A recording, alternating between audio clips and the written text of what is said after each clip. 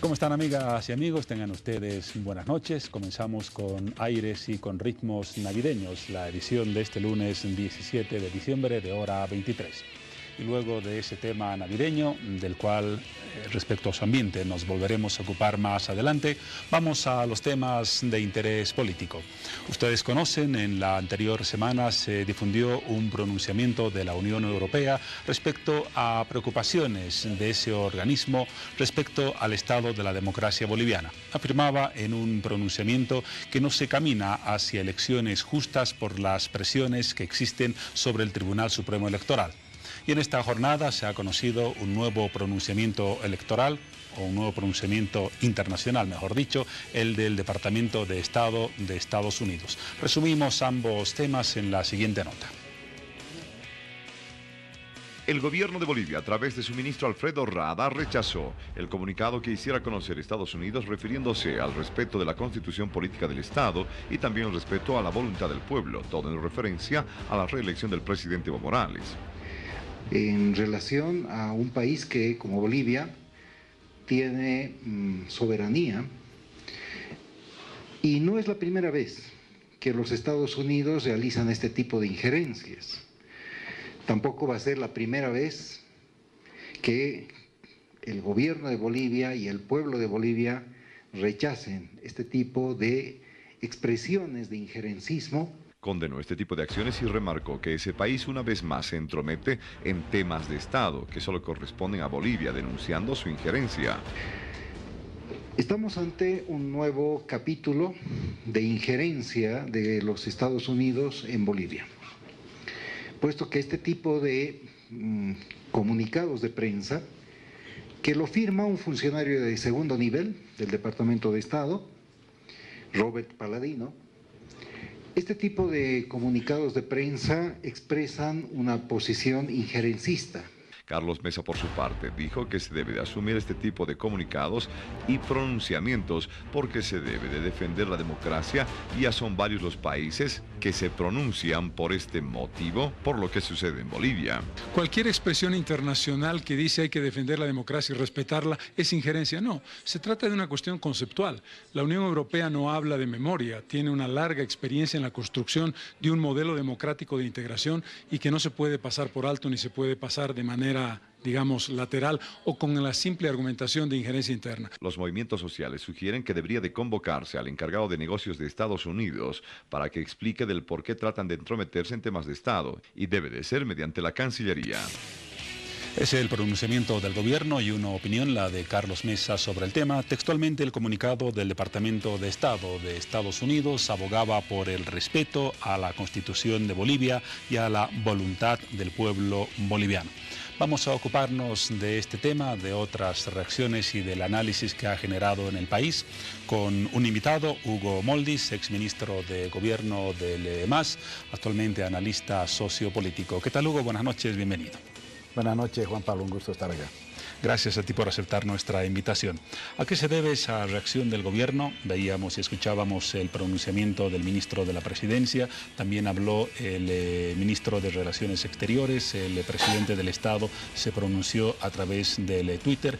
¿No es sobredimensionada la reacción cuando la Unión Europea y cuando Estados Unidos hablan de principios simples relacionados al respeto del orden constitucional? Yo creo que hay que analizar por cuerda separada el pronunciamiento de la Unión Europea y del Departamento de Estado. El de la Unión Europea yo creo que lo podría suscribir cualquiera, ¿sí? Porque hace referencia precisamente a principios, a conceptos generales, se pronuncia, expresa una preocupación por la presión ante el Tribunal Supremo Electoral, pero no habla de la presión del oficialismo, sino habla de la presión en general, ¿sí? Y ha habido presión de parte de la oposición, ha habido amenazas, ha habido intentos de tomar, en el caso de La Paz, el Tribunal Supremo Electoral, y en Santa Cruz ha habido la quema del Tribunal Departamental Electoral. Así que yo, en el caso de la Unión Europea, donde además las decisiones se toman por consenso, es poco probable que exista un misil teledirigido hacia el gobierno y hacia el movimiento socialismo. Yo no leo de esa manera el pronunciamiento de la Unión Europea, donde sí hay una clara actitud de injerencia, y yo concuerdo con el ministro Rada, que no es la primera, es en la de Estados Unidos. Antes hubo del tema de Estados Unidos para cerrar el pronunciamiento de la Unión Europea. Como tú lo señalabas, ha sido un pronunciamiento dirigido, creo, tanto al oficialismo como a la oposición, porque en sectores afines al oficialismo también han existido amenazas y muy serias al Tribunal Supremo Electoral. Las Bartolinas que amenazan con cercar la ciudad si no se respeta la repostulación de Evo Morales, un vicepresidente del MAS que advirtió que había que atenerse a las consecuencias, aunque luego retrocedió en esas declaraciones. Ha habido presión de ambos sectores. Yo entiendo que se dirige en términos generales hacia esos actores que han hecho ese tipo de declaraciones, ¿no?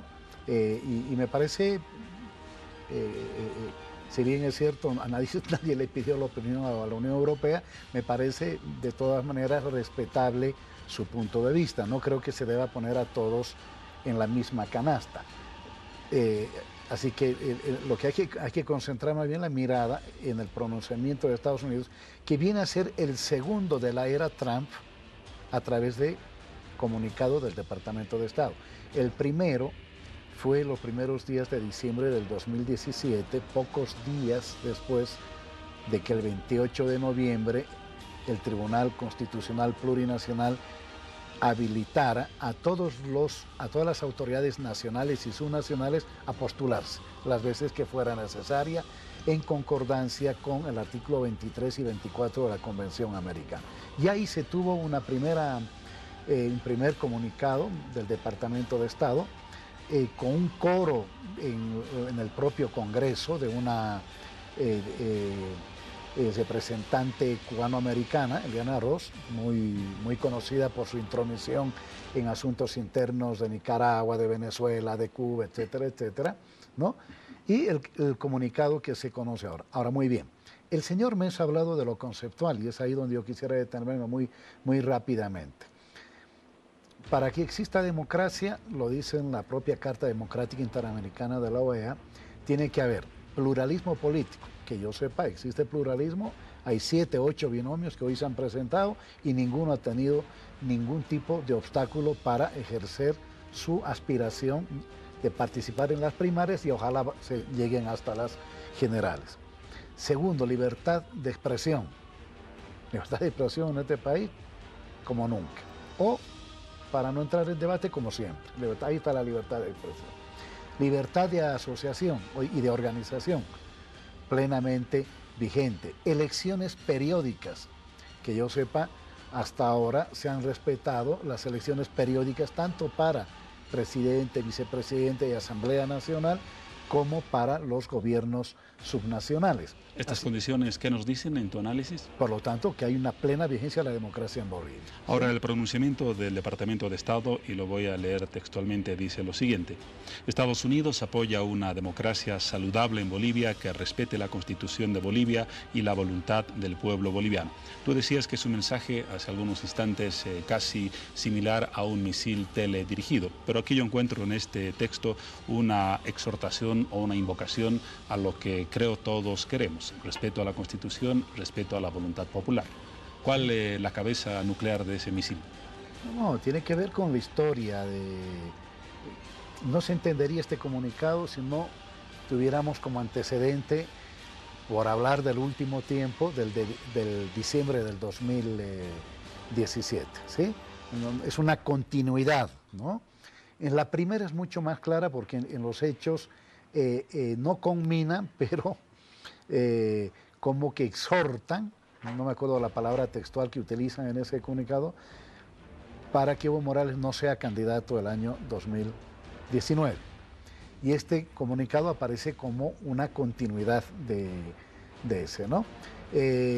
Llama la atención porque la Constitución está plenamente vigente. Ha habido dos interpretaciones distintas de quienes consideraban de que el 21 de febrero prevalecía sobre sobre cualquier otra consideración. Ha habido una lectura distinta en el Tribunal Constitucional Plurinacional a partir de hacer una lectura del artículo 256 de nuestra Constitución y del 23 y 24 de la Convención Americana, ¿no? Y el Tribunal Supremo Electoral no interpreta, lo que tiene que hacer es acatar resoluciones y sentencias constitucionales que son irrevocables, irrevisables y de cumplimiento obligatorio. Así que creo que el contexto en el que se produce este comunicado del Departamento de Estado no puede llevarnos sino a calificarlo como un comunicado injerencista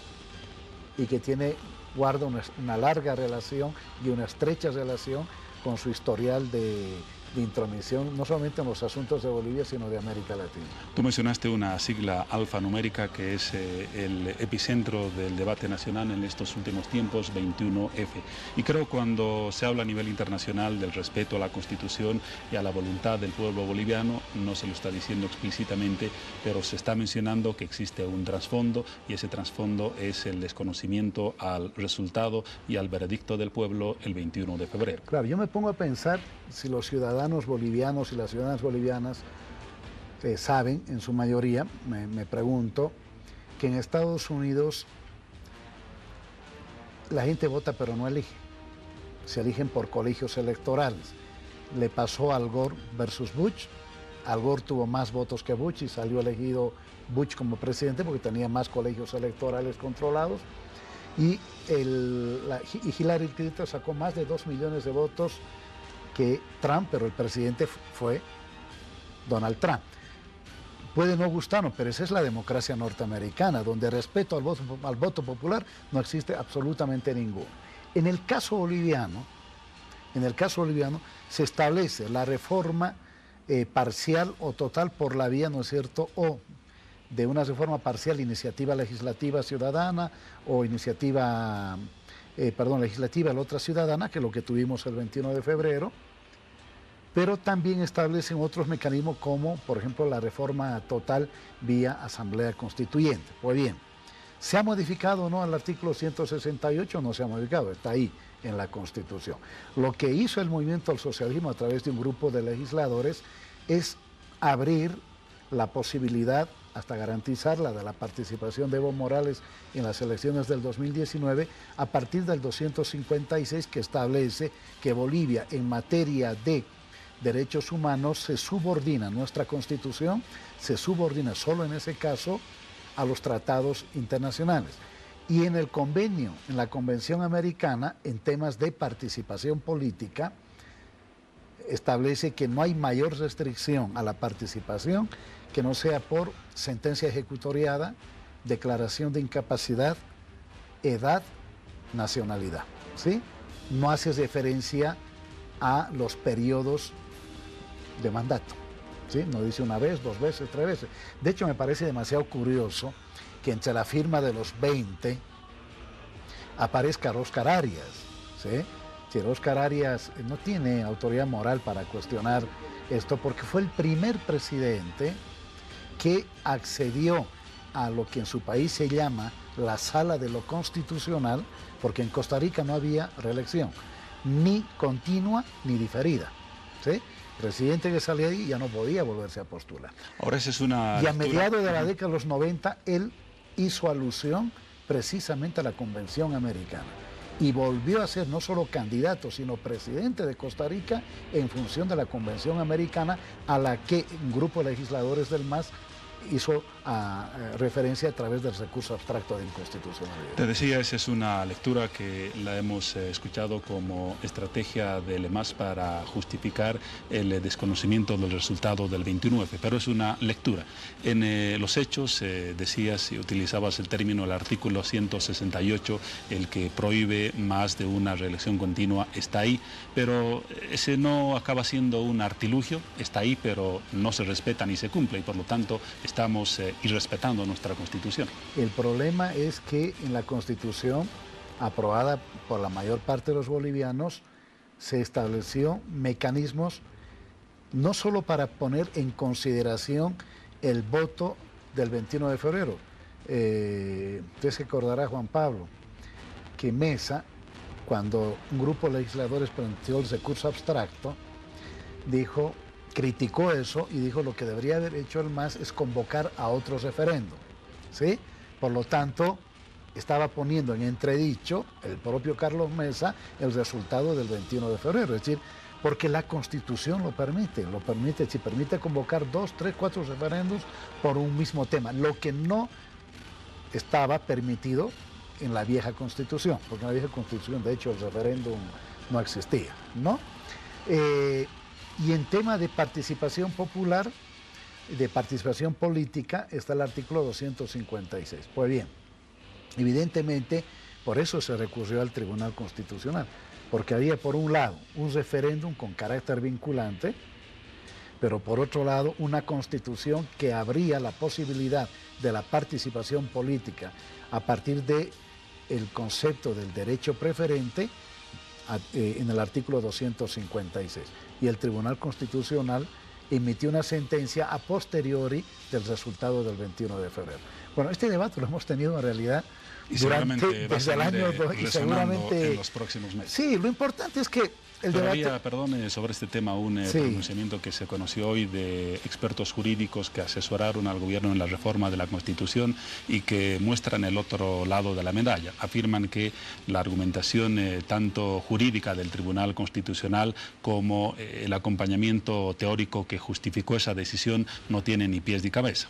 Hay dos versiones para dar una lectura de lo que hizo el Tribunal Constitucional y de si se debía o no modificar la Constitución. Sí, Roberto Viciano, a ver, hay que poner las cosas en su exacta dimensión. Pero es esa la fundamentación expresada Roberto por ambos expertos. Viciano estuvo presente durante todo el proceso de la Asamblea Constituyente. Él no participó en la redacción del nuevo texto constitucional, como alguna gente erróneamente ha señalado o él mismo ha dado a entender. Creo que son criterios absolutamente respetables que tienen que ser resueltos por la vía jurisdiccional. Y en la vía jurisdiccional el tribunal ha dicho muy bien, aquí hay un resultado del 21 de febrero y aquí hay un recurso abstracto de inconstitucionalidad planteado por el MAS haciendo uso del 256 y del 23 y 24 de la Convención Americana. Y el Tribunal Constitucional tenía que hacer una interpretación y a partir del derecho preferente dio visto bueno a la participación de todas las autoridades nacionales y subnacionales en las elecciones y que sea en elecciones, no referendos, sino en elecciones, la que el pueblo decida finalmente a quién le da su apoyo. Lo importante, decía Juan Pablo, van a hacer este debate va a acompañar toda la campaña. Y creo que es por algo, porque hay un sentimiento en muchos sectores de la población respecto a que su voto no fue respetado.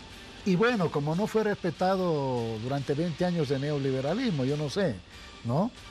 ¿Sí? La gente votaba y no elegía, ¿sí? Y lo elegían en el Congreso, pero no solamente que no votaban por el primero, sino que votaban por el segundo y el tercero. Pero aunque mala era la norma constitucional. Sí. Bueno, y aunque mala, que hay una norma constitucional, artículo 256, que obviamente por razones de interés a la oposición no le gusta debatir ese artículo, 256 concordante con el 23 y 24 de la Convención Americana. Si el resultado del 21F hubiera sido un sí, el MAS hubiera admitido que sectores que resultaran perdidosos en ese referéndum recurran a un artilugio teórico, legislativo y constitucional para objetar ese resultado. La oposición ha presentado amparos de inconstitucionalidad contra varias medidas que ha tomado el gobierno. Es decir, todo el mundo tiene el legítimo derecho de hacer uso de la Constitución, de la interpretación que tienen de la Constitución, no solamente de la Constitución, sino de las leyes del Estado plurinacional y plantear sus debidas demandas. Y le corresponderá, en este caso, no al señor español a Roberto, sino le corresponderá al Tribunal Constitucional definir quién tiene la razón jurídica, ¿no? Ahora, y para concluir, Hugo, quizás concordamos en que más allá de lo mucho que ya has hablado del 21F, creo que seguirá siendo un fantasma para algunos, una realidad presente para otros en todo lo que se viene por delante en el proceso electoral. Sí, va a acompañar el debate. Cuando uno hace un contrato de buena fe, el contrato es de buena fe, ¿verdad? Y si hago un contrato de mala fe, ese contrato está viciado en nulidad. Y participar en unas elecciones es asumir un contrato, ¿sí?, de buena fe entre gobernantes y gobernados y entre los actores políticos. ¿Esa misma lógica no valía para el referéndum? Y bueno, a eso me iba. El resultado que obtuvo la oposición fue en base, por primera vez en Bolivia, en base a una conspiración político-mediática que utilizaron a un ex director de inteligencia, bastante amigo de los Estados Unidos, más que de los Estados Unidos, bastante amigo de la CIA norteamericana, ¿no?, para poner en escena una novela que él mismo, después de que se habían cumplido los objetivos, la retiró de escena, diciendo de que evidentemente Evo Morales no existía, el hijo de Evo Morales, ¿no? ¿No es esa una visión que hace aparecer a los electores como marionetas manipulables? Yo creo que, y me alegra tu pregunta, Juan Pablo, porque hay un sector que no votó por Evo nunca y que no va a votar por Evo nunca, que no lo quieren porque es indio y sobre todo porque es indio revolucionario, peor la cosa, ¿no? Porque de indio todo puede pasar. Ahí está Víctor Hugo Cárdenas, ¿no?, que fue nada más que el cherry en el neoliberalismo, ¿no? Y no hizo absolutamente nada por los pueblos indígenas, por el movimiento campesino. Muy bien, aquí hay un indio revolucionario, socialista, ¿sí?, y eso evidentemente no le gusta a él, aunque muchos se hayan beneficiado en casi 13 años de gobierno, ¿sí?, de sus medidas, de una estabilidad política, de una estabilidad económica. Pues bien, ahí hay un porcentaje que debe estar por 30, 33%, por ahí, que es radicalmente anti-Evo, ¿sí? Sin embargo, hay un porcentaje pequeño de la población que evidentemente se tragó el cuentito del señor Carlos Valverde, ¿sí? Y ese porcentaje pequeño de la población volcó la balanza. Le dio una victoria pírrica, pero victoria finalmente de 1% y tanto, ¿no? 51.3, si no me equivoco. Pues bien, esa campaña estuvo viciada, a mi juicio, de nulidad. Porque no se puede llegar a la gente, ganar el apoyo de la gente sobre la base de la mentira y el engaño. Y lo que hicieron con ese sector de la población es engañarle y mentirle. A otro sector, reitero, 30, 33%, con esa novela, sin esa novela, igual hubiera votado contra Evo, porque por razones de clase, por razones nacional-culturales, nunca terminaron tragándoselo ni se lo van a tragar, ¿sí? Pero hay un sector, y un 2 o 3% puede marcar la diferencia, como yo creo que efectivamente sucedió el 21 de febrero. ¿Es una justificación de la derrota en una sola palabra, sí o no? No. Es tratar de entender el comportamiento político de la gente. Gracias, Hugo. Hugo Moldis, exministro de Gobierno, analista económico y social, por habernos acompañado y haber debatido los escenarios del presente a raíz de los últimos pronunciamientos de la Unión Europea por una parte y del Departamento de Estado por otra. Hasta una próxima oportunidad. Un gusto, Juan Pablo. Vamos ahora a unos mensajes, un corte y luego